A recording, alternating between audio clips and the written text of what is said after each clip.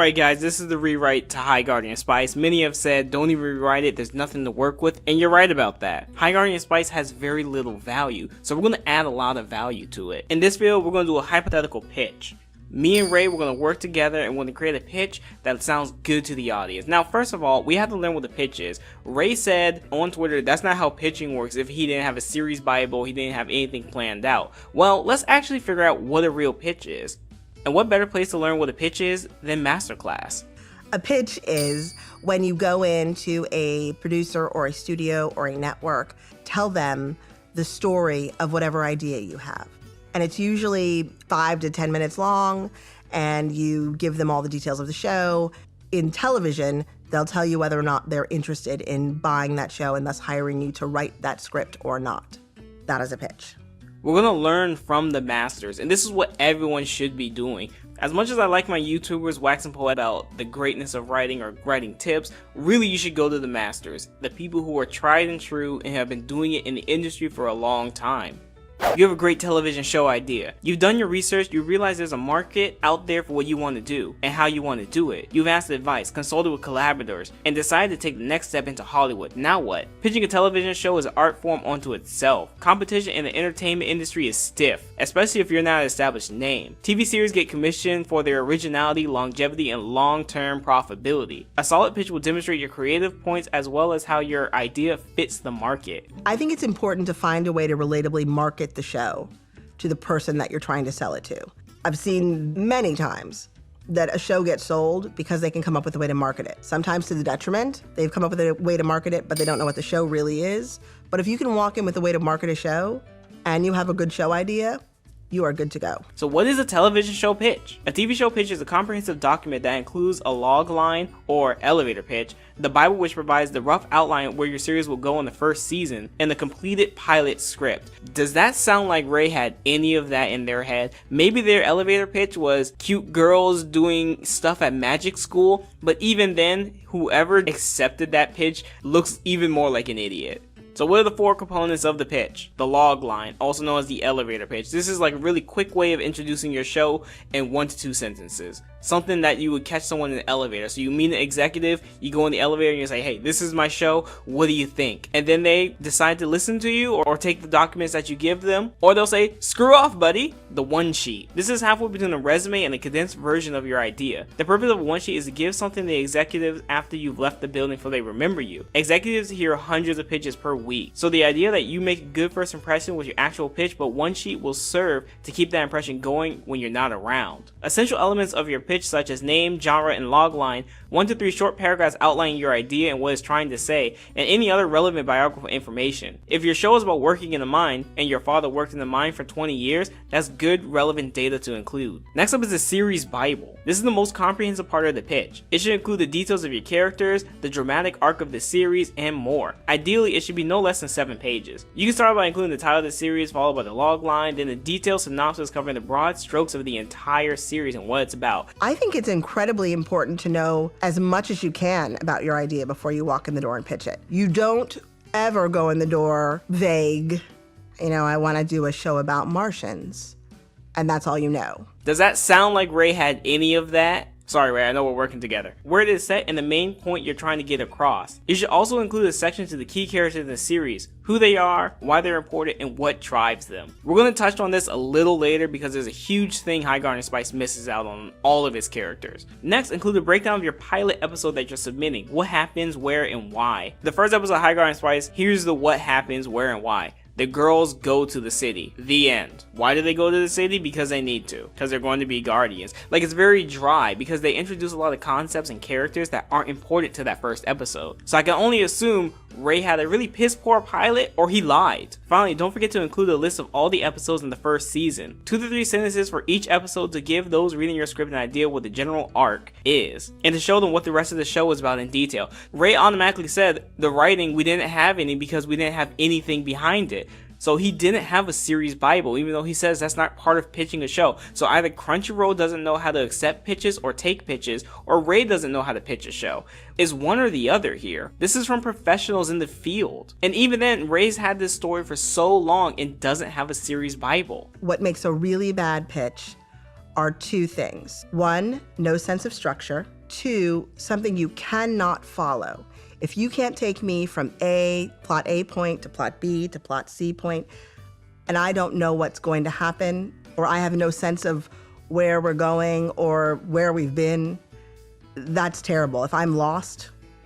Some tips for pitching your show. Write the pilot well before writing the full pitch. Does it sound like Ray had a good first episode in his head yet? Know what happens after the first season. Honestly, a second season is probably all they realistically need. Maybe? Talk about what the show really is about. What is High Guardian Spice about? Anyone in the comments, tell me what High Guardian Spice is about. Have stories that have strong emotional underpinnings that hook audiences. So to make sure to illuminate your story's emotional core. What is there an emotional core to High Guardian Spice? Is there? The 11th episode, maybe? For me, a really good pitch is about character. If you come in and you can tell me how the story that you're pitching affected by the character or resonates with the character, I am there for you. Like I am with it. I need something to hang on to emotionally that I know is going to carry us through, and I need to be intrigued by that character. So you really have to bring character to me for me to be interested at all. And now with that out of the way, that's what a pitch is. So first and foremost, me and Ray will have to work on the pitch, rework it totally, because Ray's pitch was most likely weak at best, flimsy at worst. Next thing is research, how to write stories. For this, we're gonna go to a channel called Film Courage. This is one of my favorite YouTube channels where I learn how to write everything. In reality, I'm learning how to screenwrite, because if you can learn how to screenwrite, you can learn how to write anything. It covers broad aspects of writing, how to write short stories, how to keep things brief, how to concise your plot, how to pin down your elements. If you're looking to improve your writing, watch Film Courage. They definitely deserve all the views necessary. These are professionals in the field. These are the people you need to be listening to. They know what they're talking about. And remember, masters fail more times than students ever try. These guys have made so many failures in their lives, but they've learned so much because of it. But there's one video in particular called, "If you can't answer these 6 questions, you don't have a story." The basic idea of a story is going to be that you are following a character or characters. In fact, I believe any story is really about how a character trying to accomplish something runs into other people who either help or harm their intention. And this is by Glenn Gers. I've already done a video on this on my other channel, Starline Arts, where I talk about how I structured and made my story for my first game, The Compass Star.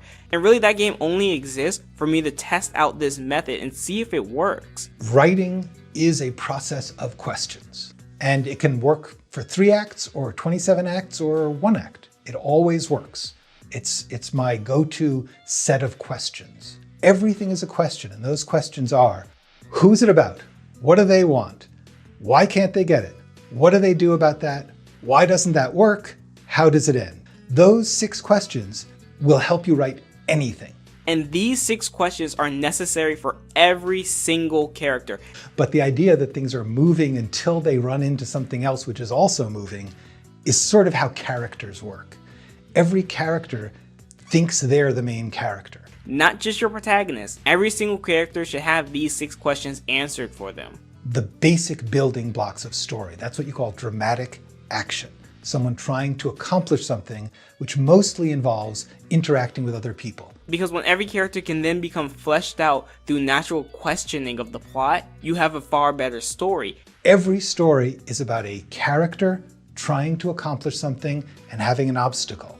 And what they do, what action they take in the face of the obstacles, is your story. This also deters superficial characters who only exist to serve the plot and nothing else. Every time you ask a question and you get a specific answer, you're moving closer to writing a scene.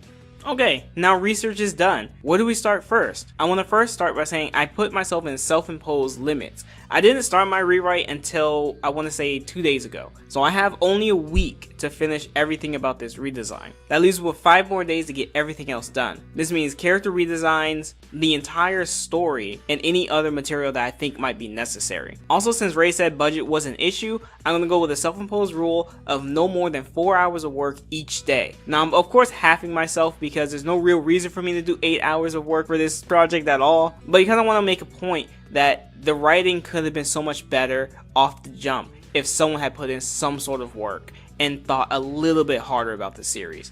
So let's start with the redesign of the characters. All artists should take inspiration from something else. Some artists call this stealing. I like the word stealing too, but we'll call it inspiration. For the character designs, I wanted to go with 3 separate artists here. The first one, I wanted to go with Sushio, who is an artist for Trigger. And in this case, I wanted to go with their panty and stocking designs. It's never marshmallow. As superior robotic life forms, our cores are naturally on the outside of our bodies. What you're looking at is my heart. What the fuck? The more sharper, angular designs that we see in panty and stocking, something that we don't see too much of in Western cartoons, because most of them copy what people like to call the cowl art style. So now the characters are going to have a more sharper, angular approach to it. I'm back from rocking out with my cock out. The next thing we want to tackle, color and design. Another artist I gathered inspiration from is called Amelie Carte. In Japanese, their name is America. But with these proportions and the lack of perspective, it will make animating it much easier. While they do not use outlines, we will to keep the panty and stocking influence. We will, however, use their lack of perspective to simplify the art. And by lack of perspective, I mean simplifying shapes in order to streamline the character's form and make it more dynamic. Then the final show, we're going to use Wit Studios' Osama ranking, and we're going to use how they apply color and shadows to their show, with a strong highlight and minimal shadows. Of course, I'm not going to redraw every single character. It'll be a huge waste of time. We're just going to tackle the 4 main characters. Each of their designs should reflect who they are as people. Let's go ahead and start with Parsley. Parsley herself is dejected from her family. She doesn't want to follow the same lifestyle as them. So how do we show this? Firstly, I made her hair a bit more simpler and just curlier all around. At the bottom of her hair, I gave her a little bit of browning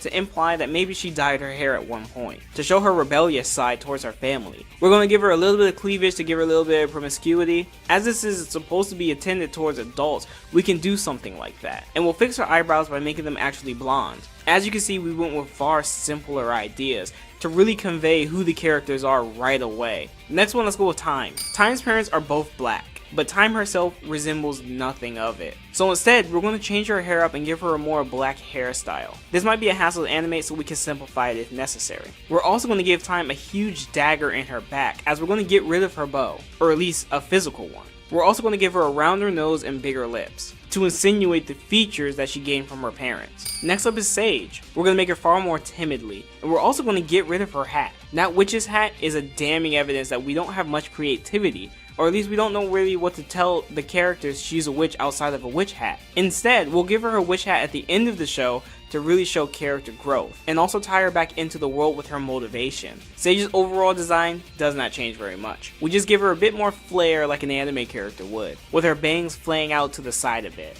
And of course, being a bit more sharper and jagged to fit that panty and stocking style. We're also going to give Sage tights or high boots, something like that, to make her appearance look even darker compared to her brighter counterpart, Rosemary. And then finally we hit Rosemary, the one I think needs the most redesign. Her puffy side buns are actually nice to me, I like them, so we're going to keep those. We're going to use a hard shading under her bangs to give her a visual aesthetic that sticks out. Another thing you might notice is that we've given her pants and given her a sloppy design. It just doesn't make a lot of sense for a sword fighter to have a skirt. At no point does the show make even a joke about it. Even Ruby makes a joke about combat skirts. It's a combat skirt. Yeah. We're also going to add wrappings to her sword, implying that it might have been broken at one point in time, insinuating her clumsiness. And with that, our 4 main characters are vastly different from each other, each of them telling their own stories with the character designs. And then just a few other character changes and designs just to mention is Caraway will be both male and female. He will be a person who can change from one to the other at will. And Rails and Snapdragon will stay virtually the same, as well as many of the other characters. And then we're introducing one new character, the Knight. So now we finally move on to the rewrite. As I said, I already had a few self-imposed rules, such as I have to stick with the first draft I make. Another thing is, I will not remove any characters that have a key part in the story. I've seen other rewrites that just get rid of Parsley. No, I will not be getting rid of her. I will restructure her purpose in the story, but I will not get rid of her. And then I'll try to keep as many core elements of the show the same, such as Caraway meeting with Rosemary. I will keep that, but I'll change the context. So if anything, the context will change between scene to scene, but I'll try not to change changed too much. And when I do, I'll hopefully explain myself in a way that makes it seem a little bit coherent, and I'll explain why I think this change would enhance the story. But here's the biggest thing that we're going to change in general. It's going to be a movie. High Guardian Spice only has 4 episodes that are really important to the story. So we're going to strip elements from the filler episodes, and then we're going to place them into the important episodes, making one long movie, sort of like RWBY's first volume. Speaking of which, I've seen the first volume of RWBY now. A lot of you have told me to go watch it, and I have. I don't know if I can make a video on it because I feel like HR Bomber Guy made like the perfect definitive RWBY video, but we can talk about that later. Just know I watched it and I got a lot of inspiration from it, which is weird to say because High Guardian Spice could definitely have learned from RWBY. This script was written on January 23rd. This video is probably going to be uploaded sometime in February, I don't know yet. But just to let you know, I wrote the script January 23rd and I'm recording this part on January 28th. So this is 5 days of work. Now of course I'm going to omit some information. We're really just trying to get a good storyboard out there. There are some things where I won't tell too much detail about because at the end of the day that's what the writing team is supposed to flesh out. So without further ado, let's jump into it. We start with a shot of Guardians, real Guardians in real time doing their work, and a narration explaining their job, their role in society and the world itself. The Guardians are the ones who protect the people from evil. Guardians themselves will praise allegiance towards their certain kingdom, so what you can call them are the higher class of knights. Then, after we see the panning shot of all of our really competent Guardians, the narration will go, "These are Guardians," and we cut to the cave of Venka. Rosemary and Sage are running away from the giant crab monster. Sage saying, "Oh my god, oh my god, oh my god, oh my god." Rosemary cursing expletives all over the place. Because this show should be aimed towards teenagers, maybe to adults, we can go a little bit crass, and we're going to do it right away. That way the audience knows what they're in store for. But hijinks will ensue, and this will be a funny moment, filled with humor of the girls running around the cave trying to escape these monsters. All the while, we can see glimpses of other characters in the cave. Instead of getting the healing water detrimental aspect of the old one, where it just destroyed the world building, they're here to get a healing mineral that only grows once every blue moon. This mineral can be processed into a healing solution. While they're in the cave, Rosemary will get hurt, and because the mineral can't be used right away, she'll have to live with this injury for a while. This will lead to Rosemary having remarks of wanting to be as strong as her mother. Sage reaffirming her, "You'll catch up to her. I know you will." Rose replying, "And when that time comes, I'll return the budding thorn to her." Then we jump to a flashback, something High Guardian Spice was missing. Is Rose and her mom, a cart waiting to take her mom away somewhere. Her mom is going on a mission and she'll be gone for a long time. She bends down to Rosemary and says, "I'll give you this sword, and when you become a full-fledged Guardian, bring it back to me." I think some of you are already calling parallels to One Piece. And it's okay to call parallels to other pieces of fiction. I think this is one that many people can get behind. The man in the carriage whipping at the horse saying, "Lavender is no time, our enemies abroad won't wait for us." And after a pleasant goodbye section, Lavender leaves and the flashback ends. After the flashback, we'll flash forward to Rosemary sitting in the sun. Sage walks up to her. "Sunbathing again?" Rosemary with a melancholy "yeah." Sage replies, "Be careful, you're gonna burn your skin." Rosemary, "Heh, my skin's tough enough to survive a dragon's flame." Something mentioned in High Guardian Spice is that Rosemary might be a dragon otaku. She might really like dragons.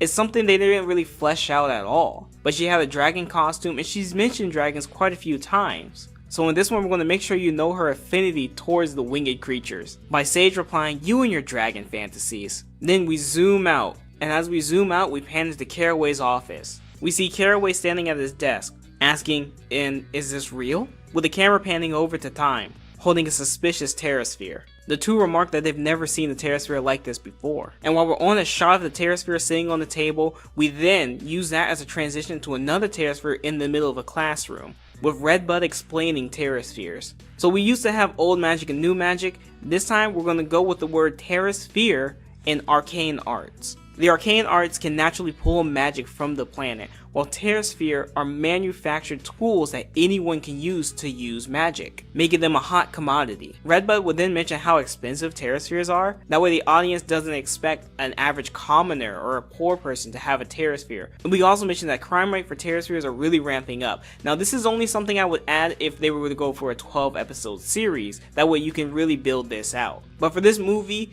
that detail can be omitted. Sage herself being proficient in the arcane arts has no real reason to use a Terrasphere, even calling them the easy way out. And from here she can continue to have her traditional views on magic about replanting trees to give back to the world, since magic itself takes from the world. Inside of Sage's class is a test. This test is to dispel an eternal flame, a flame that never goes out. It's small at first, but as the tests go on, they'll keep getting bigger. This is where we can introduce a rivalry between Amaryllis and Sage. Amaryllis using Terra Spheres, Sage using Arcane Arts. From there, we can have a really cool transition to combat class. Rose and Snapdragon are sparring. Rose beats him effortlessly. Despite losing, Snapdragon admires her strength despite being a girl. Again, if this was a series, then you could dive deeper into this of him admiring girls for being strong and not being conventionally big and bulky. But after Snapdragon loses, you can have the character Cal mention, instead of that axe, how about a basket of flowers? Snap retorting, shut the hell up, Cal. I'm sick of your— and then the teacher cuts them off. That's enough, you two. I have to keep talking to you guys about this every single time. That way now we know Cal has been antagonizing Snapdragon. It's just not out of nowhere. He was already Snapdragon's bully. Snapdragon originally started off as a weird bully character halfway because he was associated with Amaryllis, but instead, let's just have him be bullied and give him a more sympathetic plight. While the teacher is disciplining the two students, we can then have a scene of Aster walking past the teacher to Rosemary. We're gonna give Aster a character quirk here of forgetting people's names. He'll go, hey Tulip, and she'll be, Rosemary? Ah, right, Daisy. Rosemary! Aster replying, isn't that what I said? Rose, no, you— him cutting her off. Your swordplay is pretty impressive. Who's your teacher? That's when Rose can drop the bombshell, the High Guardian Lavender. And with this, we create a distinction between Guardian and High Guardian. Aster impressed, oh, that makes sense. On guard, and he sticks out his wooden sword. Then we can lead to a sequence where we show the girl's strengths. Sage is really good with her arcane art. It looks like she's doing so well with the Eternal Flame. Even Rosemary is doing well against the proficient Aster. Maybe a man from a famed family, or just proficient at the sword. Despite seeing the girl's strengths, they will inevitably fail against their rivals. Aster defeating Rose, and Amaryllis dispelling the fire before Sage could. At this point, we can see that the girls are dejected by this. And during the middle of the fight between Aster and Rosemary, her locket can break. Because solely through her character design, we can tell she might be a bit clumsy. From here, we see both of the girls dejected that they've lost against the people they were competing against. To give them a little bit of weakness, a little bit of frailty. The school bell rings. The girls fall on each other's shoulders, relaying their grievances to each other. Rosemary, that Aster guy's so tough. Sage, despite Amaryllis not using arcane magic, she handles Terra Sphere so well. Both of them saying together, what are we doing wrong? Sage then saying, it's only been a month at this school, but I feel like I've learned nothing. Rosemary replying, I don't know, while she's fiddling with her locket. Sage glancing down, what happened to your locket? Rosemary replies, I forgot to put it in my locker before sparring class. I can't believe I forgot to do such an important thing. Tomorrow I'll just have to head to the smithy and get it fixed. Sage then says, yeah, let's just go home. We then cut to Olive, watching the girls from afar. Smokeface appears behind her, letting her know they'll be here shortly. Can you confirm you found the sword? Olive replying, indeed, but she's no pushover. Olive then glances over to the sparring ground where Rosemary and Aster fought, seeing the devastation that was left behind. The girls head home to Aloy and Anis's house. No magic portals at all, but instead, they'll live in a ritzy apartment. And this way it substantiates the evidence that only the wealthy have Terra Spheres, as Anis will have one. Aloy, dinner girls! Rose, that'd be great. Anis then asking, how's your first month been at the academy, girls? At this point, we can mention they've been in there for a month at this point or earlier. It doesn't really matter which, but at one point, we need to know the girls have been here for a while. The girls relay their grievances, what they thought the expectation of coming to High Guardian Academy was versus the harsh reality. Sage vents out her frustration about using the arcane arts compared to everyone else using Terra Spheres, claiming that the arcane arts is the only way she could become a fulfilled witch. And with that line, we have given Sage's motivation to become a fulfilled witch. So in this world now, witches are a status, meaning by she can't have that witch hat until she becomes a witch, or at least until she's acknowledged by maybe the academy or whatever to become a witch. Anis then says, Sage, you know your and then she's cut off by Aloy, who says, Sage, we all have paths in life that will lead us to our destination. Just like my paths led me to Anis, yours will lead you to becoming a real witch. No mention of the mother, and Sage will stick to this path and do what she believes is best for herself. Sage teary-eyed thanks her aunt. We can do a really good shot of her crying, and then in the next frame, her laying in bed with streaks on her cheeks. Rosemary hasn't gone to sleep yet. Anis comes to her and says, Rose, you can't sleep? Rosemary replies, no, I got a lot on my mind. I'll just take a quick walk for a bit. And these girls are soon to be heroes, so despite their age, they should be able to go out at night, with Anis knowing that she's a tough girl, she can do it on her own. Anis replies, just be careful, okay? Rose looks to the floor, okay, thanks. While Rose is stumbling through the night street, she comes across Caraway and Time. So if this was a series, they could be talking in front of a TerraSphere store where it might have been broken into. But for this movie, they're just going to be at a cafe or something, a night cafe, talking to each other. Rosemary walks up, Caraway, and Caraway then responds, young Rosemary. Time, that'll be good for tonight. Time replies, right, I'll report back tomorrow. And off she goes. Caraway, young Rosemary, what brings you out at a night like this? Rosemary tells her the going on in the past month. Again, if we wanted to make this funny, we could show some really funny flashbacks of her kind of embarrassing herself. Caraway then responds, you don't feel like you're good enough, huh? Rosemary then responds, I can't just transform and become like my mom. Here we can add a flashback of Aster saying, you're nothing but an imitation. Caraway then stands up. He grabs his TerraSphere and it starts to shine. Caraway then transforms into a female form, and then into a young form, and then into a bulky form, consistently changing his shape. This will get rid of the I'm transgender scene and the transition magic in general, as it has no place in the world. A lot of people said there was no reason for the I'm transgender line to not be in the world, but if Caraway is one of the few people in the world that use it, it means no one else uses it, as everyone else hasn't heard about it. You can ask today's teenagers, do they know what a trans person is, and they'll most likely give you a yes. They at least have heard of it. But it makes no sense if Caraway is one of the very few people who uses it, especially when shapeshifters exist and they're not called as such either. Caraway will then transform back to his male self. This message is supposed to convey that we are our true selves no matter how we look. The real weakness comes from within us. He'll then tell Rosemary, your mom, despite her shortcomings, never stopped believing in herself. She would never sit by and be a victim to her anxiety. Instead, she's a hero that overcomes the walls that life springs up at her. Rosemary feeling a bit taunted. Easier said than done. I'm not my mom. Caraway then places his hand on Rosemary, transforming her into Lavender, asking her, do you feel strong now? Rosemary looking down at her hands. The hands are now Lavender's.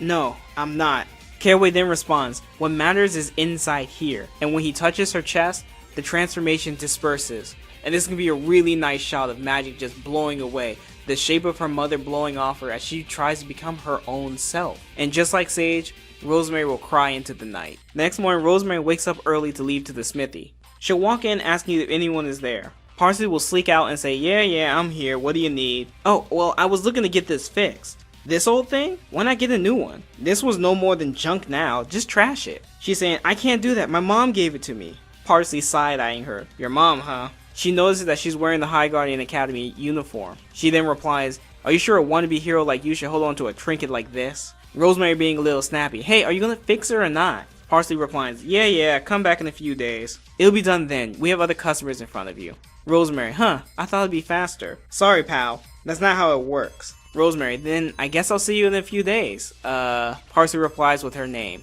Rosemary then says, alright, see you later, Parsley. Despite her cold exterior, Parsley gives a little smile. We then cut to a scene of the forest.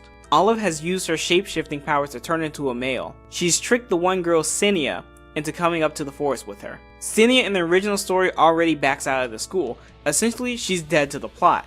Cinia, with the expectation that the cool boy Oliver is about to confess to her, is shocked to see that Oliver is accompanied by two other people, a hulking knight and a pink-haired man. Cinia says, who are these people? Olive replying, no one good. And a knife is thrown into Cinia's chest.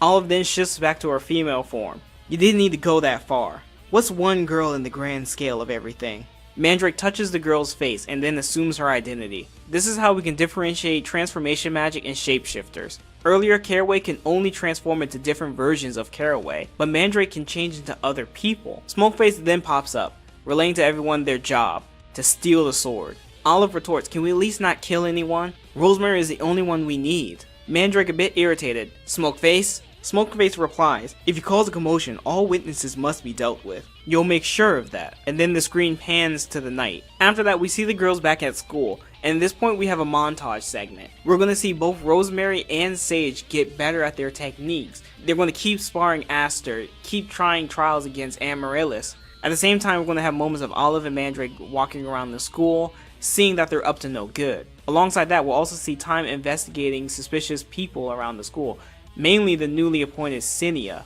The climax of this montage will be Rosemary defeating Aster, and Sage dispelling a giant eternal flame. With this, we're telling the audience the girls have come so far, they haven't given up on their dreams yet. We then jump to the Triad announcing a ball this night. This is a day for rest and relaxation. Enjoy it, heroes. The girls then run into Parsley, who's making fixtures for the ball. Parsley replies, oh, Locket Chick! Still pretending to be a hero? Rosemary, oh hey there shorty, and I'm not pretending. Sage asking, who's this, Rose? Parsley quickly replies, are you her girlfriend? Sage, what? No! Both of them obviously flustered. We can then see Caraway walk up to the girls, asking Parsley, have you seen your father? I need to tell him details about the fixtures for the ball. He notices that all the girls are together. Oh, young ones, how's the training been going? The girls relay their recent efforts. Caraway then replies, Sage, I've noticed you've made so much progress in your arcane magic. And Rosemary, that swordplay is becoming refined. That sword is looking fine in your hands. The girls with large smiles on their face, but Parsley looks away, jealous of the girls and their dreams. Caraway picks up on this and says, I know you're not a student, young Parsley, but feel free to join us for the ball. Parsley, what? I need to go find my dad. Rosemary waving, later shorty. Parsley with a timid smile waves back, happy to make even a sliver of a friendship. As the sun sets, we find Time in the forest. The same one our antagonists had their meeting in. Time finds a blood-stained flower, and blonde hair is thrown against the dirt. When she turns around, the knight attacks her. She's able to block with her knife, and calls upon a magic bow made of energy, and shoots the knight's head, blowing their helmet off. She's shocked to see the face, only for her attention to be called away when Olive screams, watch out! Time is then made aware of Mandrake coming for the attack. She dodges his attack, but unfortunately she's near a cliff, and she trips off. Mandrake, not sure if the girl died from the fall, blasts the water with everything he's got. He then turns to Olive. Tell me why you messed that up. You've got a few seconds before Olive stuttering, Mandrake, time's up. And then we see blood cut across the screen while Olive's face is standing there. It's not her blood, it's Time. Time was able to grab onto some of the rocks, and then climb back up swiftly enough to save the girl. Olive stuttering, you, Time replying fast, there's no time. She once more shoots her arrows at the foes, and grabs Olive. And with that, the sun sets and the moon rises. It's the night of the ball. Parsley, wanting to surprise Rosemary with her newly designed locket, races to the ball. Here we can give Rose and Sage really nice dresses, and maybe even have a nice dance segment. The reason we're having this ball is because we're going to take away the processional and put the ball there instead. That way we can mix the elements of the processional of Olive being an antagonist and Mandrake from the finale being here at once, because Mandrake is at the school in the last episode. So we're essentially taking 3 episodes and mixing it all together. Now again, if this was a TV show, we could then fit in the Snapdragon's identity thing, even though I feel like it's still too much stuff to bloat the story. We could give Snap like a dress, but in this case, he'll just have a nice dress with like shorts or something like that.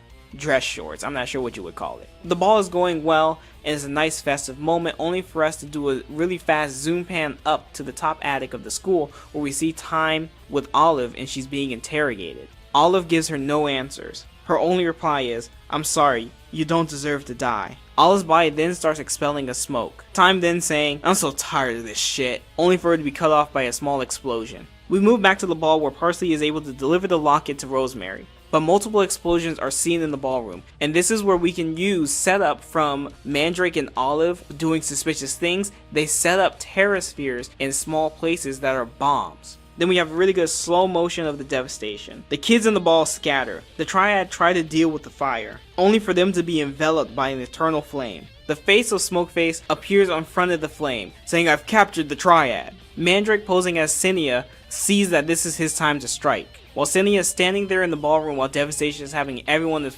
flooding out. Snapdragon grabs Cinia's shoulder and says, Cinia, we need to get out of here. And Mandrake, as Cinia turns and says, not for me.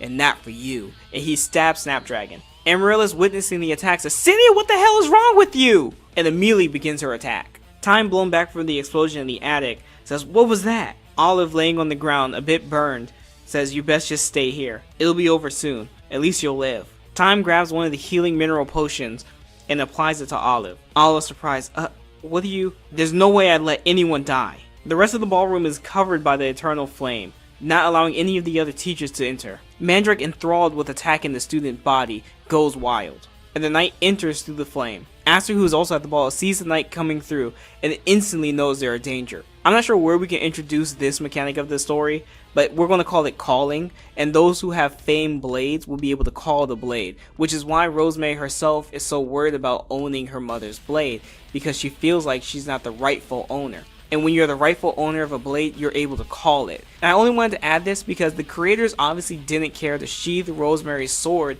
in most of the scenes. Her sword comes out of her hair. It's really just Looney Tunes logic at this point. So let's just give her the reason why she can have her blade at any point in time. Anyway, back to the scene. Aster then says, come, Dragon Slayer, and he has his own famed blade. Despite the eternal flame, the Dragon Slayer is able to burst forth through the fire. Aster then confronts the knight, but one swing from their blade easily overwhelms him. Rose, seeing Aster in trouble, immediately rushes towards him. At this point, we're going to flashback. And this flashback is just going to establish more of the ability of calling the blade, showing her mother doing it. When the weapon accepts you, it'll heed your call. Rosemary has gotten stronger over this course of time, so the final merit of her growth is being able to call the sword. Rosemary shouts Budding Thorn and the sword jets through the fire, just in time for her to help Aster in parrying the knight's attack. Rosemary then tells Sage to save the Triad, to dispel the eternal flame. Sage saying, "I can't do it, it's too big." Rose reaffirming her, "You can do it. You're a witch after all, right?" With the motivation of her friend, she rushes towards the Triad.